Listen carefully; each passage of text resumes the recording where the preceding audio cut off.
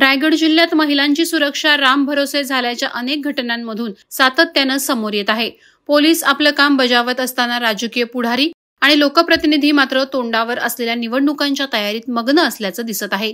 त्यामुळे महिला आणि बालकांवर होणाऱ्या अत्याचाराच्या घटना वाढत आहेत। दिनांक 15 सप्टेंबर रोजी धाटाव बाजार ते एक्सेल कंपनी परिसरात एक इसमानं पाठलाग करून एका छोट्या मुलीला पळवून नेण्याचा प्रयत्न केला होता। यानंतर प्रचंड दहशतीचं वातावरण पसरलं होतं। सुदैवानं आरोपी पोलिसांच्या हाती लागल्यानं मोठा बाका प्रसंग टळला होता। मात्र आता पुन्हा एकदा रोह्यात अवघ्या 12 वर्षीय मुलीचा विनयभंग झाल्याची घटना समोर आली आहे।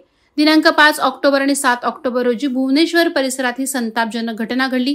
12 वर्षीय अल्पवयीन मुलगी शाळेतून घरी परत येत असताना मनीष सुग्रीव विश्वकर्मा राहणार अष्टमी रोहा यानं तिचा पाठलाग केला। मेरी बहन भी स्कूल से छुट्टी क्या असं विचारत त्यानं तिच्याजवळ येत तिला आक्षेपार्ह स्पर्श केला।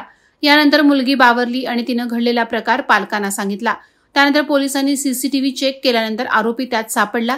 ग्रामस्थांनी पोलिसांच्या मदतीनं लिंगपिसाट आरोपी मनीष विश्वकर्मा याला शोधून काढलं आणि चांगलाच चोप देत पोलिसांच्या हवाली केलाय। रोहा पोलिसांनी आरोपीला ताब्यात घेतलं असून त्याच्यावर पोस्को अंतर्गत गुन्हा दाखल करण्यात आला। पुढील तपास रोह्याचे पोलीस निरीक्षक मुपडे यांच्या मार्गदर्शनाखाली सुरू आहे। वादळवारा लाईव्हसाठी अक्षय जाधव, रोहा।